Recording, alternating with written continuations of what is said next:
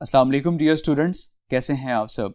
My name is Rayan Malik and I am here to teach you physics class 9th। आज हम start करेंगे chapter number 2 का topic second equations of motion. तो आइए start करते हैं आज का लेक्चर।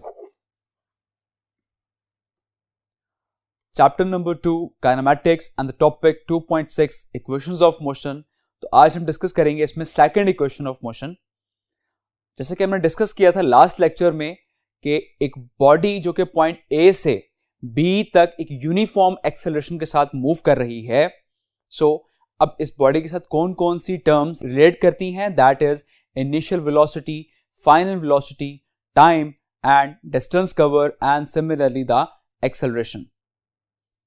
अब इस इक्वेशन में बेसिकली हमने फाइंड करना है कि ये जो ए से लेकर बी तक एक बॉडी मूव कर रही है, ये कितना डिस्टेंस कवर कर रही है। तो वो हम शो करेंगे, जितना एरिया इस ग्राफ में यहां पर कवर हो रहा है वो बेसिकली है that is the total distance covered by the body. Okay, so the total distance as travelled by a body is equal to the area OABD। So total distance जो कि बॉडी ने travel किया that is equal to the area OABD, which means ये complete जो पूरा area है ये basically आपको बताएगा कि टोटल डिस्टेंस उस बॉडी ने कितना ट्रैवल किया है। क्लियर। अब इसको हम किस तरह से फाइंड आउट कर सकते हैं, यहां पर अगर आप ऑब्जर्व करें तो इस एरिया में आपको दो डिफरेंट शेप्स नजर आ रही हैं। जैसा कि अगर हम इस शेप की बात करें OACD, ये एक रेक्टेंगल शेप है। और सिमिलरली अगर हम बात करें ABC, तो ये एक ट्रायंगल शेप जो है यहां पर शो हो रही है। क्लियर। यहां पर हम करेंगे क्या कि हम इन दो शेप्स का सेपरेट हम एरिया फाइंड आउट कर दें, देन हम उन दो एरियाज को एड अप कर देंगे तो हमारे पास टोटल डिस्टेंस आ जाएगा। क्लियर। फर्स्ट ऑफ ऑल हम टोटल डिस्टेंस किस तरह से फाइंड करेंगे, that is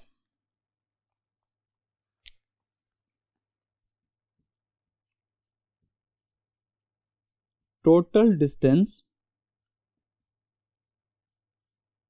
which is S and that is equals to the area of OACD plus area of ABC। Okay, अब हमने सेपरेट इन दो के एरियाज हमने फाइंड कर रहे हैं, देन हम उनकी वैल्यूज जो है आपस में ऐड अप कर देंगे तो आपके पास टोटल डिस्टेंस आ जाएगा। क्लियर। फर्स्ट ऑफ ऑल हम फाइंड करते हैं एरिया ऑफ OACD। क्लियर। अब ये जो एरिया ऑफ OACD है ये एक रेक्टेंगल शेप है और हम किसी भी रेक्टेंगल शेप का हम एरिया किस तरह से फाइंड आउट करते हैं। Like let's suppose this is the length and this is the breadth। ठीक है, तो हम रेक्टेंगल शेप का एरिया फाइंड करते हैं, area is equal to length multiply by breadth. Clear. Similarly we can find the area of OACD। Okay, अब हम एक रेक्टेंगल का एरिया फाइंड कर रहे हैं। जैसे कि अब आप यहां पर देख सकते हैं रेक्टेंगल का area which is, let's suppose that this is the length and this is the breadth. I can say that OA multiply by OD। Okay, area of rectangle हम इस तरह से फाइंड कर लेंगे कि OA multiply by OD। Clear. OA क्या है यहां पर, OA which is the initial velocity of that body, and similarly OD shows time। okay, OA है यहां पर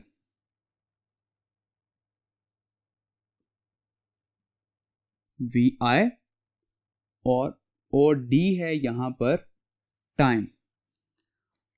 अब OA की जगह पर मैं पुट कर देता हूं VI multiply by D which is time. So area of OACD आ जाएगा VIT। क्लियर? अब हम नेक्स्ट एरिया फाइंड करेंगे which is area of ABC। ABC, it is just like a triangle, just like this. So अब triangle का area हम किस तरह से फाइंड करते हैं? लेट्स सपोज कि ये चीज है दैट इज द लेंथ और ये चीज है that is the breadth. So इस केस में एरिया का फॉर्मूला होता है half into length multiply by breadth. Clear? So इसी के अकॉर्डिंग हम ABC का एरिया फाइंड करेंगे। ABC is equals to half into length into breadth. तो इस केस में लेंथ क्या है? This is the length AC and similarly the breadth which is BC. Clear? So the length is AC and the breadth which is BC. Clear? अब AC और BC की value क्या है? So AC जो है वो बेसिकली इक्वल है OD के, as AC is equals to OD.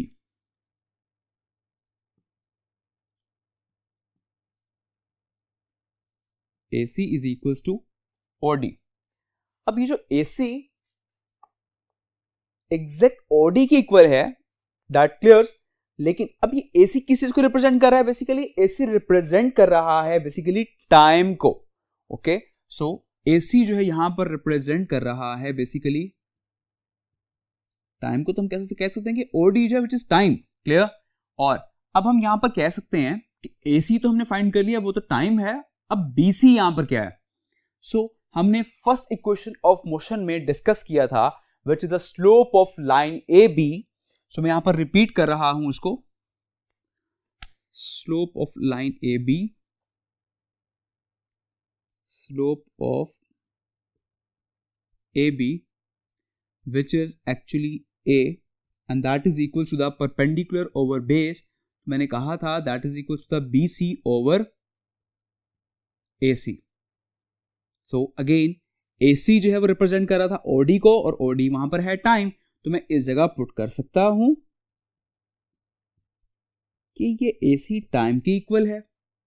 अब टाइम यहां डिवाइड हो रहा है तो टाइम इस जगह आके मल्टीप्लाई हो जाएगा।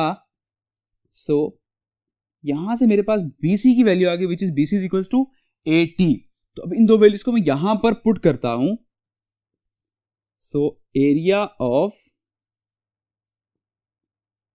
ABC which is equals to 1/2 AC which is time into BC which is AT। Clear? इसको मल्टीप्लाई करेंगे तो ये हो जाएगा 1/2 AT का स्क्वायर। TT से मल्टीप्लाई होकर it becomes T square. Okay, so अब हमारे पास दोनों एरियाज की वैल्यू आ चुकी हैं। तो अब हम इनको पुट करेंगे इस फॉर्मूले में, that is the total distance S is equal to the area of OACD plus area of ABC। So I can write here the total distance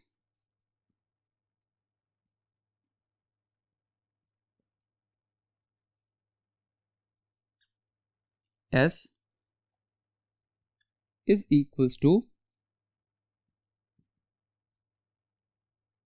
area of OACD plus area of ABC. So putting the values,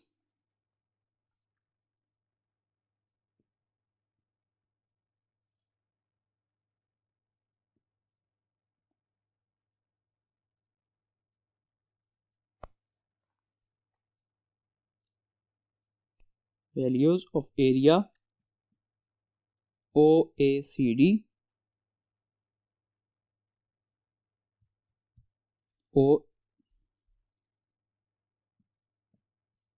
OACD and area of ABC. Clear? So इनकी values put करते हैं. So S is equals to area of OACD which is VIT plus area of ABC plus area of ABC which is 1/2 AD square. So this is the final expression of second equation of motion.